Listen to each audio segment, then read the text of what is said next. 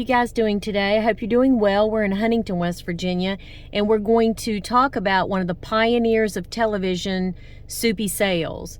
He was born with the name Milton Supman on 1/8/26 in Franklin, North Carolina, to Irvin and Sadie Supman. When his father died when he was only 8, his mom remarried, and she moved her 3 sons here to Huntington. Soupy graduated from this high school here on 8th Street. It used to be called Huntington High School. It's now the Huntington High Renaissance Center. I think it's a home for the elderly, but isn't it a gorgeous building? My mom and dad graduated from this high school, and I looked in Dad's 1947 yearbook. Soupy's not there, but his first wife, Barbara Fox, is there. They were married from 1956 to 1979, and she had 3 pictures in the yearbook. 2 were for drama. She was in the drama club, so she liked acting, so they had some things in common. He graduated also from Marshall College with a bachelor's degree in journalism before serving in the U.S. Navy. He began working as a local DJ here in town, then moved to Cincinnati and made his TV debut. Then it was on to Detroit, where he obtained his celebrity status when he started a midday television show called Lunch with Soupy Sales.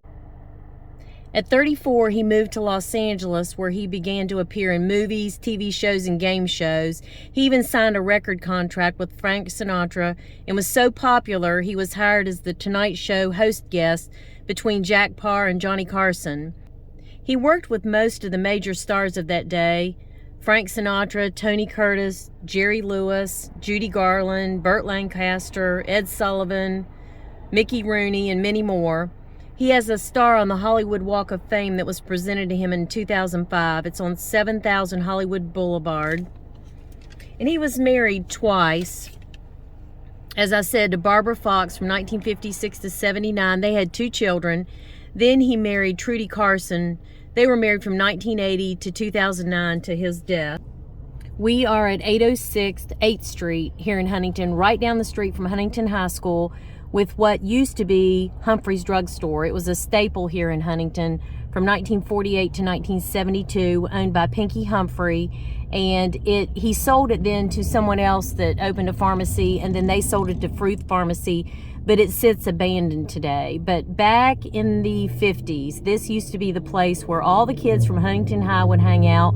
Mom was a friend of Pinky's daughter, Nancy, and she said they would hang out here, and they had the lunch counter with, malteds, cherry cokes, ice cream sundaes, and Soupy Sales would come in, and she said she would never forget how kind he was. That, at that time he was a local DJ here, and that he was just the nicest person, and that she would just never forget him.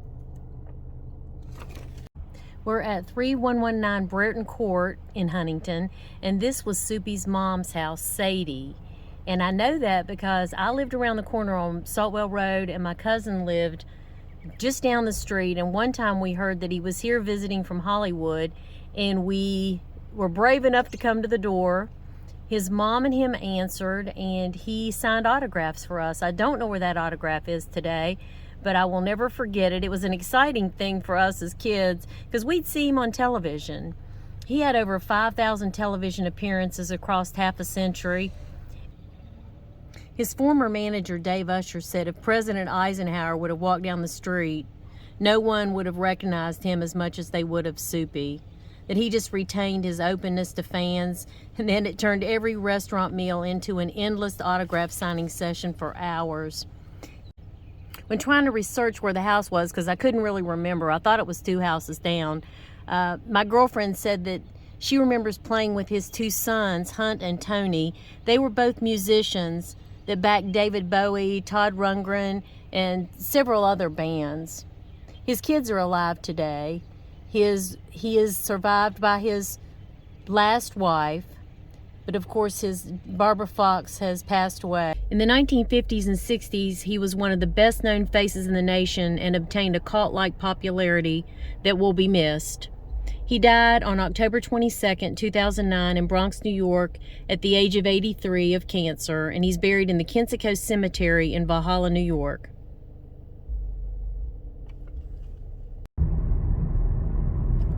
I hope you enjoyed our time today here in Huntington, learning a little bit more about Soupy Sales. He truly was a pioneer of television back in the 50s and 60s. If you guys are enjoying my videos, I hope that you'd like and subscribe and share them with a friend, and leave comments if you knew him or have stories about him. Your parents may have known him. And remember that God loves you. God bless you. Until I see you again, bye.